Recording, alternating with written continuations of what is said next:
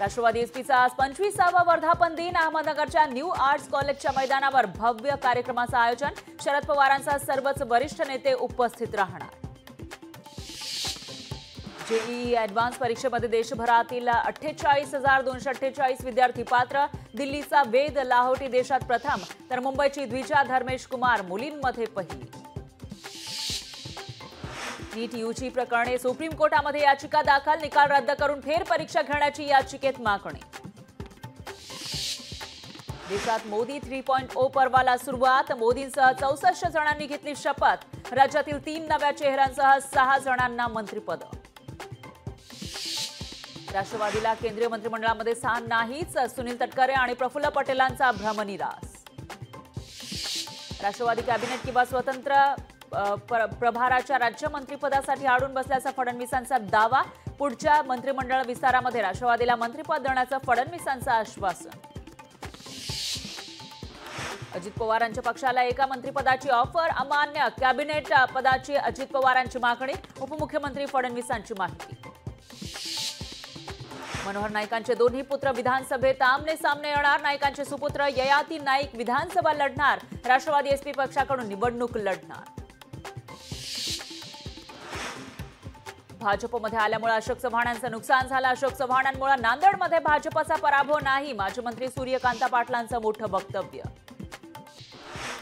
सोलापुरात जोरदार पावसाची हजेरी. शहरातील सखल भागात साचलं पाणी. आसरा चौक, सरस्वती चौक भागात रस्त्यावर पाणीच पाणी. मनमाड, नांदगाव भागामध्ये पावसानं झोडपलं. दमदार पाऊस झाल्यानं बळीराजा सुखावला. मालेगावमध्ये मोदींनी तिसऱ्यांदा शपथ घेतल्यानं जल्लोष. रॅली काढून जल्लोष केला साजरा. सांगलीमध्ये महायुतीकडून जल्लोष. मोदींनी शपथ घेतल्यानं महिलांनी फुगडीचा फेरा घेऊन केला जल्लोष. उल्हासनगरमध्ये सुद्धा शपथ घेतल्यानं जल्लोषाचं वातावरण. लाडू वाटप करून कार्यकर्त्यांचा जल्लोष. वाशिममध्ये भाजप पदाधिकारी कार्यकर्त्यांकडून मोदींच्या शपथविधीनिमित्त जल्लोष. फटाक्यांच्या आतषबाजी करत जल्लोष. गडचिरोलीमधील गोंडवाना विद्यापीठात 1.46 कोटींचा अपहार. अपहार प्रकरणी 4 लिपिकांना अटक. लिपिकांमध्ये एका महिला लिपिकाचाही समावेश. पैठणमध्ये मुसळधार पाऊस. उकाड्यापासून हैराण नागरिकांना दिलासा. जोरदार पावसामुळे बळीराजा सुखावला.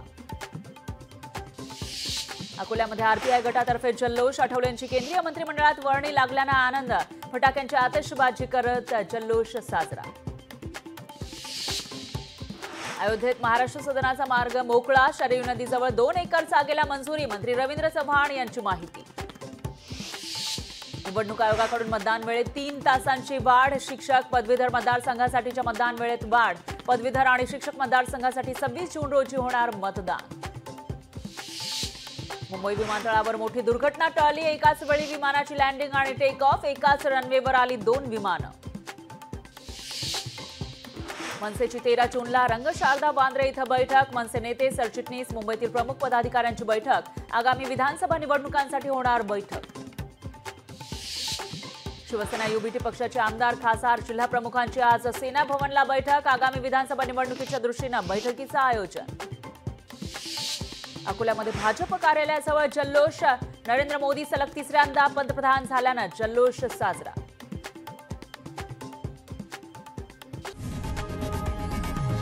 लोकशाही मराठी ऐका, पहा, जागरूक रहा.